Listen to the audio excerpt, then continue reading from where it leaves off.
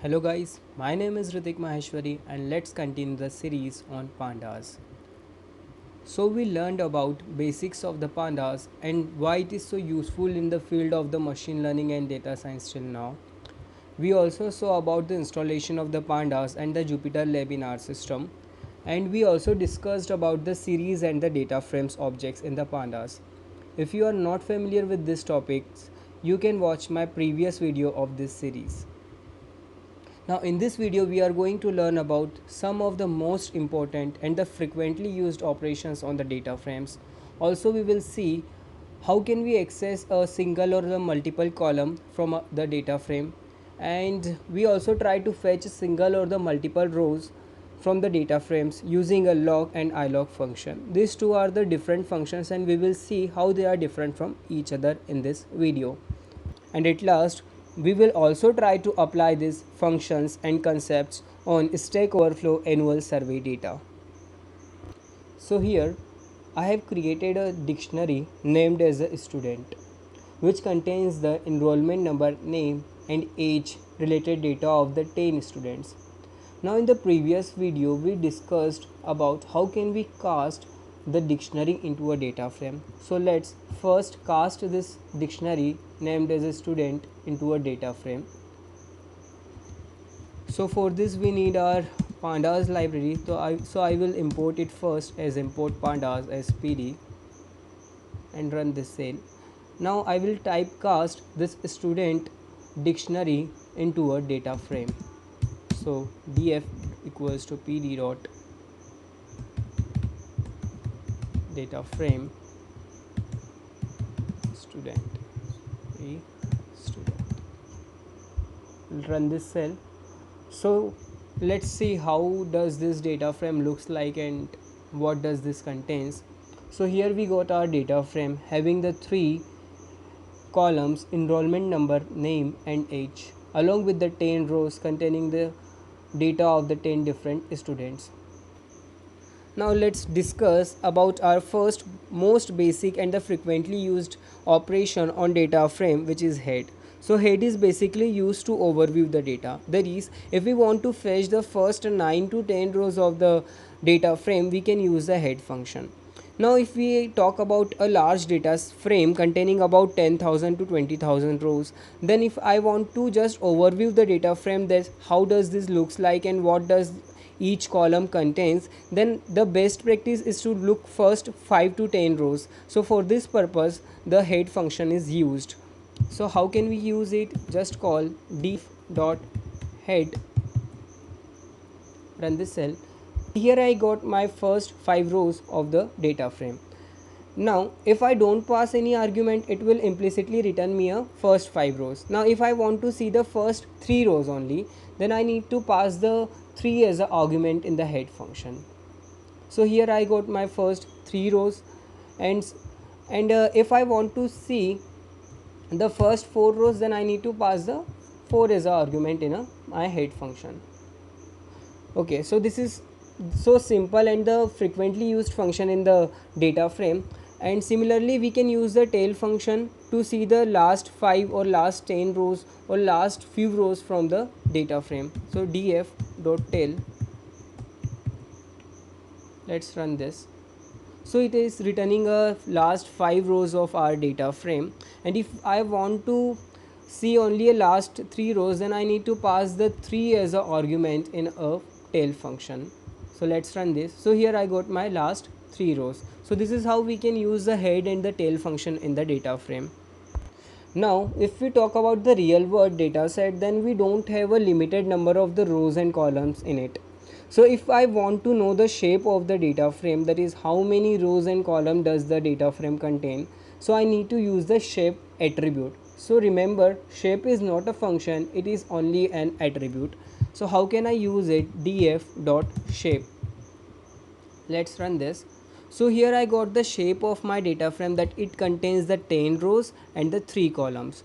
So this is how we can use the shape attribute to get the shape of our data frame. Now let's see how can we access a single or the multiple column from the data frame.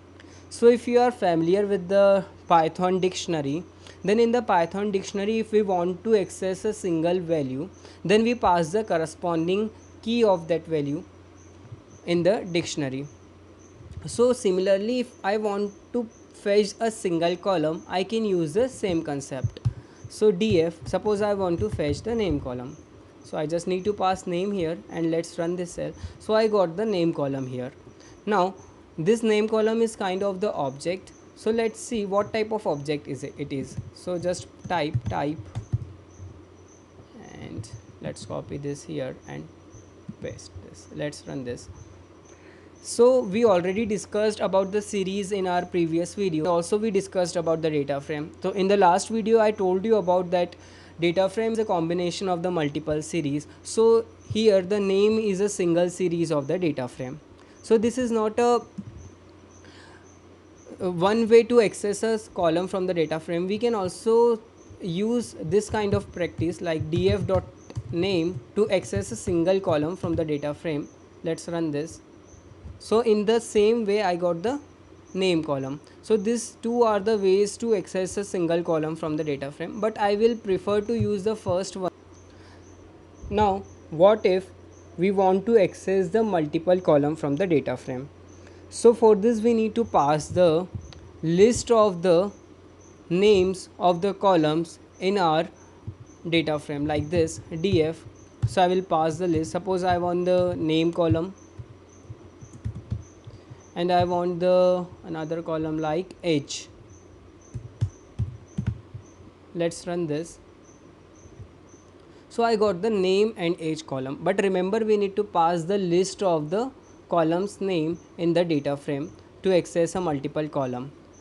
Now this is now what kind of object this is. Let's see. Type and copy this and paste is here. So here we got the data frame kind of the object. Now let's look how can we fetch a single or the multiple rows from the data frame. For this purpose we need to use either the log function or the ilog function, but these functions are different from each other. How they are different? Let's see it. So before this I just want to print frame once again, so let's print it. So here we got our data frame. Now let's first see the ilog function. So I can call this function as ref.ilog, and in the argument of the ilog function we need to pass the corresponding row number, the row which I want to fetch. Suppose I want to fetch the fifth row here, so pass 5 as the argument and run this. So here I got my fifth row, that is 0th, 1, 2nd, 3rd, 4th and 5th row. Don't be confused in this label or this row number. These both are different. To make this more clear to you, let me change the index first. So this is our index and I want to change it first. So we will discuss in detail about the index in our next videos, but to make this clear to you that how this ilog function work, I just need to change the index. So let me change the index first. Df dot set index, and I want to set suppose enrollment number is here different, so I will set the enrollment number as a index, and I'll pass in place as a true as a argument. Now what does this in place mean? You will get familiar with this topic in our next videos. So let's run this and now see the data frame. So here I got our data frame that it contains the enrollment number as an index. Now let's use the ilog function of it. Suppose I want to fetch the fifth row here, so I will pass the 5. Now here the 5 is not the enrollment number, the 5 is the row number. So let's run this. So here I got my fifth row, that is 0th, 1, 2nd, 3rd, 4th and 5th row. So this is my fifth row and I got this here. Now to get the multiple rows using the ilog function, I just need to pass the list of the values here. Suppose I want the 5th and the 10th rows, so I will just 5 pass 5 comma 10.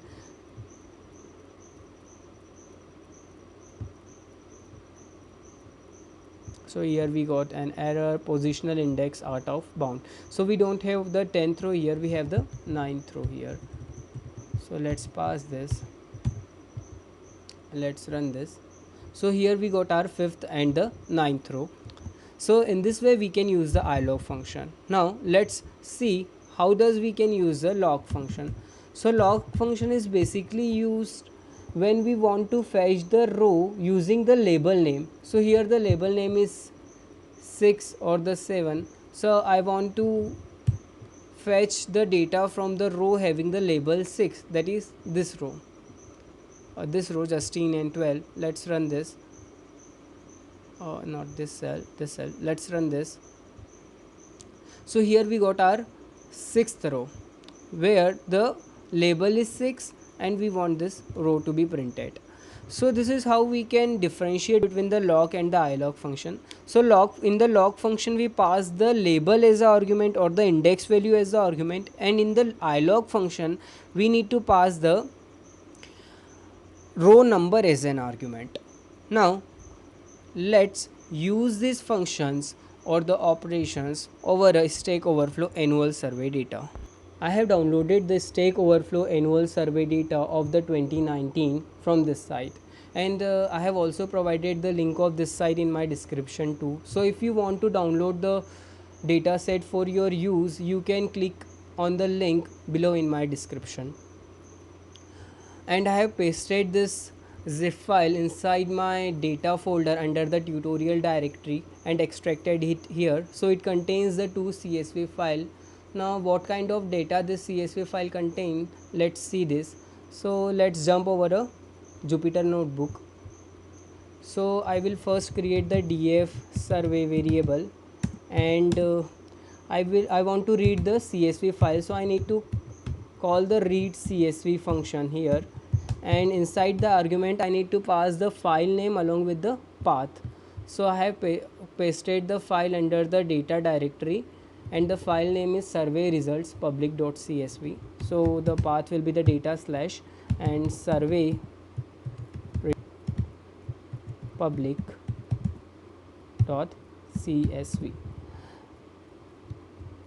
Now let's look what does this data frame contains.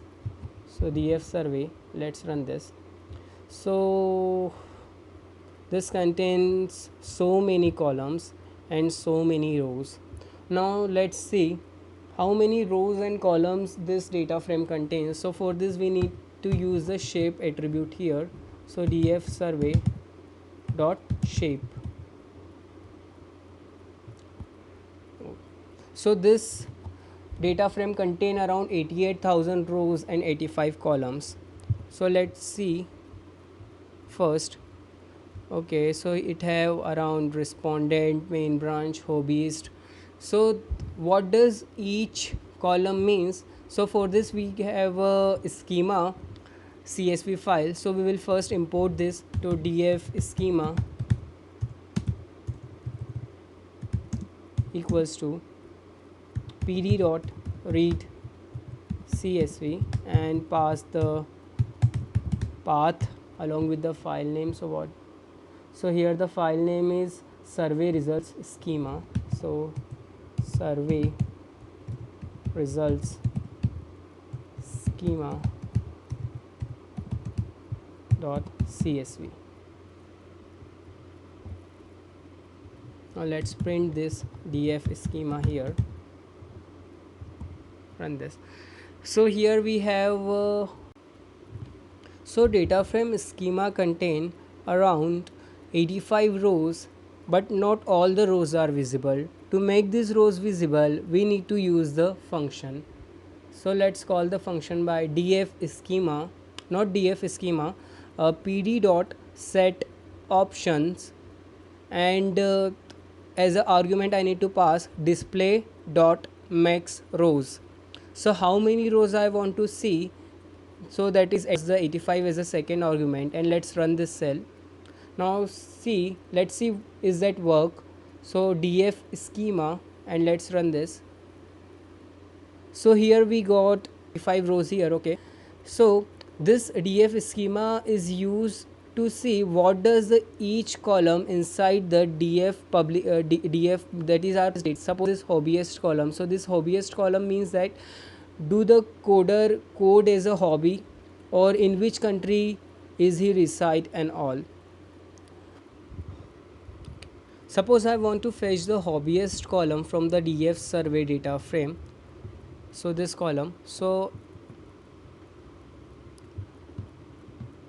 I will just use DF survey and pass the column name here, hobbyist. Now let's run this. So we got the hobbyist column here, which is of the object type, and it is a kind of the series object whose length is around 88,000. Now suppose I want the multiple columns from this DF survey database data frame. So I need to use the list of the columns name. So DF survey, and inside which we need to pass, I need a hobbyist column, and along with it I need a country column. So let's run this. So here we got our two columns, hobbyist and country, and it is a kind of the data frame object around the 88,000 rows and the two columns, and these are the labels corresponding to each rows.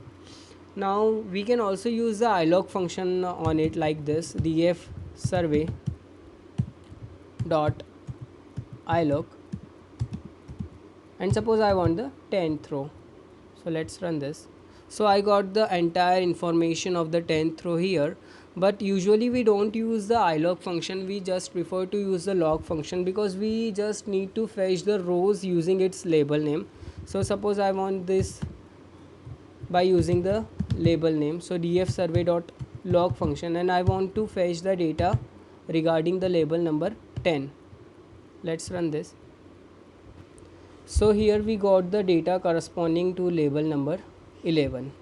Now similarly we can use the head and tail function over this df survey data frame. So I will use first the df survey dot head function. Let's run this. So here we got the first 5 rows from the df survey data frame, and if I want to fetch the first few rows, suppose 2 rows 3 rows, then I need to pass the 2 or 3 as an argument here, as we discussed earlier. In the same way we can use the tail function. So df survey dot tail, let's run this. So this is how we can use the tail function. It returns the last 5 rows from the df survey data frame. So in this video we discussed about some basic operations over the data frame, and also we saw how can we fetch a rows and columns from the data frame. So that's it for now. Don't forget to subscribe my channel for more such video, and share this video if you found it useful. Thank you and stay tuned.